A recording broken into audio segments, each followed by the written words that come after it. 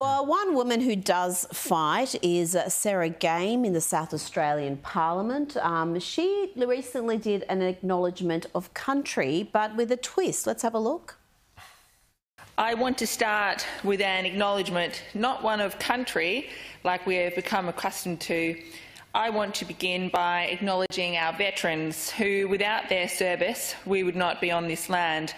I want to pay my respect to those serving our country, those who have served and those who will serve. Now, imagine if we heard that as often as we hear the acknowledgement of country. Imagine if you had that at the start of every meeting, before planes landed, before sporting events. It's quite powerful, isn't it? And it would, I don't know, maybe instill a little bit of pride into the country that was fought for.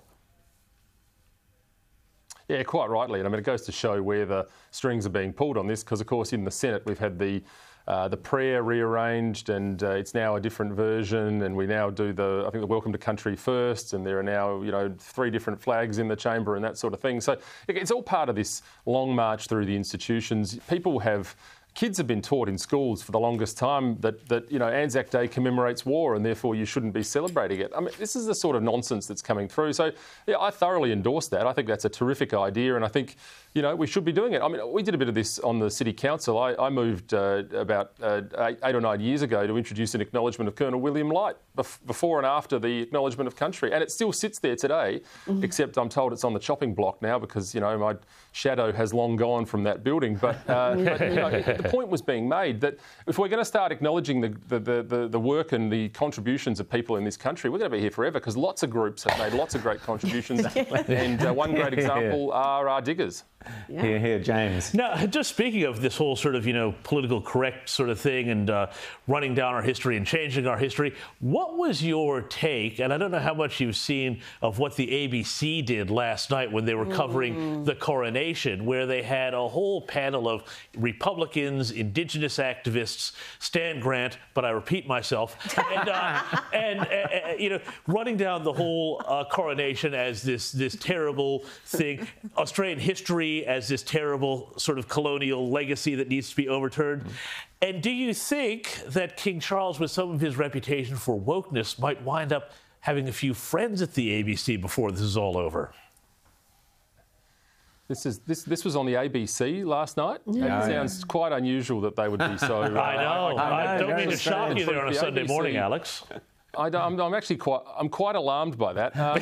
Yeah, what a shock. I didn't watch it because mainly the ABC, I managed to rip that button off my remote control at home, so I'm now without a 2 on the button. So but, I didn't watch it. I got to tell you, it's a bit awkward, but I didn't watch it. Obviously, I didn't watch the ABC's version, but I can pretty well imagine how it rolled out by that kind of description. And look, once again, this is just an exercise the left have of trying to denigrate our history. Our history lies with the monarchy. I'm a constitutional monarchist. I've been someone who, does, I think, probably raise an eyebrow occasionally at some of King Charles's views on climate change and so on and so forth. And I think he'd do very well to avoid that now, to go into the mould that his mother had, which was just stay apolitical. And, that then protected the monarchy, which has been such a protection from some of these leftist forces in the country. If ever you want to look at a time where a republic is a bad idea, I mean, it was a bad idea in the late 90s, but imagine a Republican movement now with the almost total control that the left has on all of our institutions, the corporations, the media, every single department in the world. We would end up with basically a Venezuelan-style model of a republic if they have one.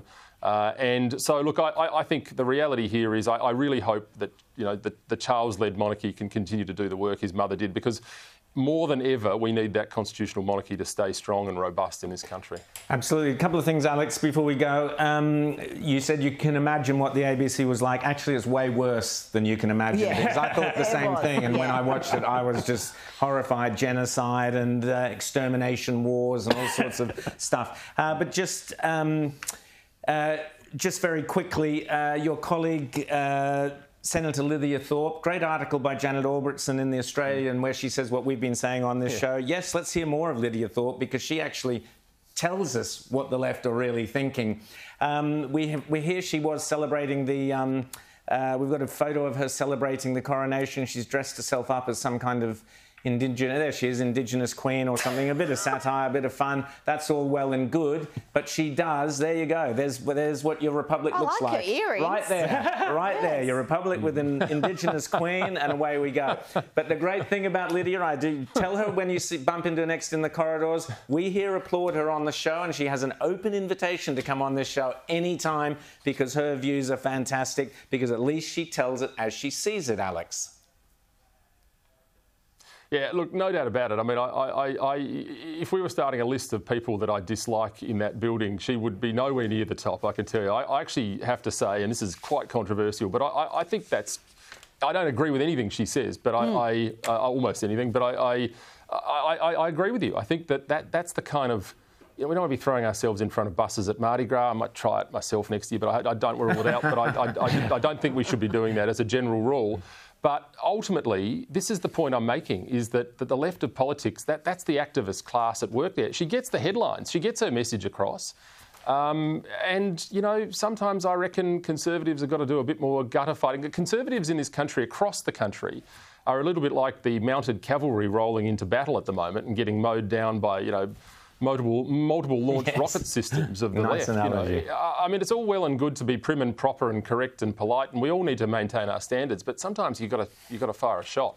Well, they do fire a shot, Alex, but it's often at their own, as the Victorian Liberals. I mean, the only time we've seen any fight from the Victorian Liberals is when they're attacking conservative women, who are now being called terrorists. Yes.